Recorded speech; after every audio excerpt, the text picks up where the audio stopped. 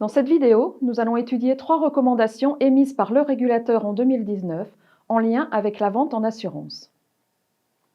En 2019, la CPR a précisé les modalités de mise en œuvre de la formation continue en application de la directive sur la distribution des assurances.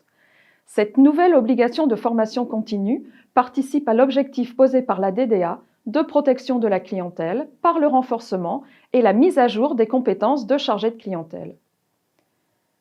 Les professionnels doivent identifier les compétences et les besoins de formation de chacun de leurs salariés. Ils doivent assurer le déploiement de ces formations et participent de ce fait à l'amélioration de la qualité du conseil donné aux clients. La durée consacrée à la formation ou au développement professionnel continu ne peut être inférieure à 15 heures par an.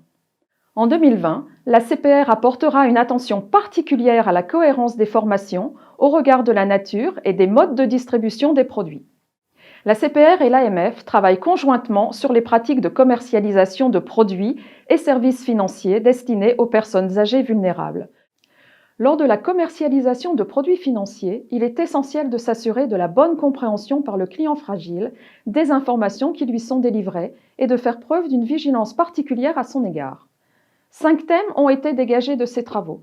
La possibilité d'intégrer les besoins et les risques spécifiques de ses clients dans la conception des produits, l'adaptation des canaux de communication ou de vente aux personnes âgées vulnérables, mais également de l'information et du conseil délivré, afin de recevoir leur consentement de manière éclairée, ainsi que l'accompagnement du réseau en créant une formation spécifique. Et enfin, l'intégration de ces volets dans les politiques de conformité et le contrôle interne des établissements. Une publication du pôle commun ACPR-AMF est attendue sur ce sujet courant 2020. La CPR complète sa recommandation du 8 janvier 2013 sur le recueil des informations relatives à la connaissance du client pour l'exercice du devoir de conseil et la fourniture d'un service de recommandation personnalisé en assurance vie. Afin de fournir au client un conseil ou un service de recommandation personnalisé, le conseiller doit l'informer que le recueil des informations est effectué dans son intérêt et a pour finalité la délivrance d'un conseil approprié ou d'un service de recommandation personnalisé adapté. Il est nécessaire de rappeler au client que la fourniture d'une information complète et sincère est une condition indispensable à la délivrance d'un conseil adapté.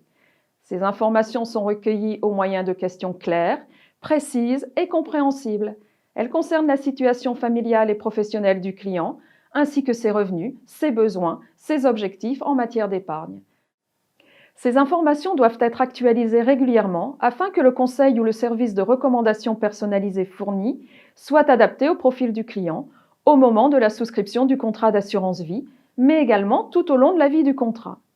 Le conseiller doit interroger le client sur ses connaissances et son expérience en matière financière, sur sa capacité à subir des pertes, ainsi que sur sa tolérance au risque au moyen de questionnaires objectifs. C'est ainsi qu'il définit le profil du client et lui fournit un conseil adapté. Le document de recueil de ces informations doit être remis au client et conservé. En synthèse, cette vidéo nous a permis d'aborder les modalités de l'obligation de formation continue pour tout acte de vente en assurance, la vigilance particulière à apporter lors de la vente d'un produit d'assurance à une personne âgée, le renforcement des obligations en matière de devoir de conseil.